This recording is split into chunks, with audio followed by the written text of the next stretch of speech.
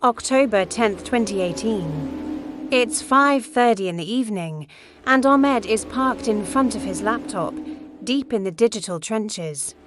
He's a cybersecurity engineer for a major tech company, a man who lives by a simple creed: if you can't measure it, it doesn't exist. Logic, data, and proof are his holy trinity. But on this particular night, the foundations of his entire worldview were about to be shaken to their core. That night, at precisely 12:23 a.m., a sound cut through the silence of his modern apartment. It was unmistakable. The rapid, rhythmic tapping of a keyboard. Ahmed, roused from his work, followed the sound to the living room. The scene that greeted him was baffling. His computer screen was glowing, the keyboard's backlight pulsing, but the chair in front of it was empty. There was no one there. Being the logical man he was, Ahmed's first thought wasn't ghosts, it was a security breach, a very, very personal one. The next day, he went into full cybersecurity mode. He installed 3 surveillance cameras. Covering every angle of his apartment, he was determined to catch the prankster or hacker responsible. The following night, the trap was set, and at exactly 2:00 a.m., it was sprung. The cameras captured it all. The computer flickered to life on its own. The keyboard lit up, key by key. And then a message materialized on the blank screen, typed out by an invisible hand: "I am here." For the next week, it was like a bizarre, scheduled haunting. Every single night, at 2:00 a.m. on the dot, the same thing would happen. The computer would turn on, and the same message would appear. Ahmed, ever the man of science, threw everything he had at the problem. He ran deep network scans, searching for any hint of a breach. He stress-tested every piece of hardware. He hunted for the most obscure malware imaginable. The results, nothing, absolutely clean. It was technically impossible. Then came the 14th night. The ritual began as usual. The computer turned on. But this time, the message was different. "I can see you." Ahmed's blood ran cold. He checked the camera feeds. The living room camera showed the message on the screen. But the camera in his bedroom, it was recording him, asleep in his bed. He was alone. There was no one else in the apartment. The eye in that message wasn't in the living room, it was watching him sleep. By the 3rd week, the phenomenon was no longer confined to his computer. It started to bleed into the physical world. Doors would creak open and slam shut on their own. Lights would flicker erratically, like a scene from a low-budget horror film. The cameras, his eyes and ears, began to capture something new, a fleeting shadow, a dark smear moving through the hallways. Yet, the motion sensors he had installed remained silent. No heat signature. No physical movement detected.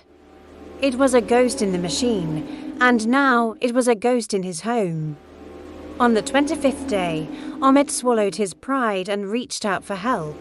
He called his colleague, Khalid, a brilliant engineer who specialized in electromagnetic fields. Ahmed hoped Khalid could find a rational, scientific explanation of power surge, a weird frequency. Anything. Khalid arrived with an arsenal of sophisticated equipment after hours of meticulous examination. He found something astonishing. An anomalous electromagnetic field was concentrated in the living room. It was unlike anything he'd ever seen. And what's more, the field wasn't static. It pulsed, reaching its absolute peak every night at exactly 2:00 a.m. The 30th night arrived, and with it, a terrifying escalation. Ahmed was hunched over his monitors, re-watching the chilling recordings from the night before, when a new message blinked onto the screen. "I am not alone." His heart hammered against his ribs. Before he could even process it, another line appeared, there are others, and then a final, chilling promise: they are coming. The weeks that followed were a descent into a waking nightmare. The strange events intensified. Electronic devices went haywire, turning on and off at random. His audio recorders, which he'd set up to capture any stray sounds, picked up faint, indecipherable whispers when he played them back. He began to have vivid waking dreams, terrifyingly real visions of shadowy creatures moving around his apartment, their forms just at the edge of his vision. Then came the 70th night, the peak. Ahmed was jolted awake by the shrill alarm from his surveillance system. He scrambled to his monitor, his eyes wide with dread. On the screen, the feed from his bedroom camera showed a tall, dark shadow standing right next to his bed, looming over him as he slept. He lunged for the light switch.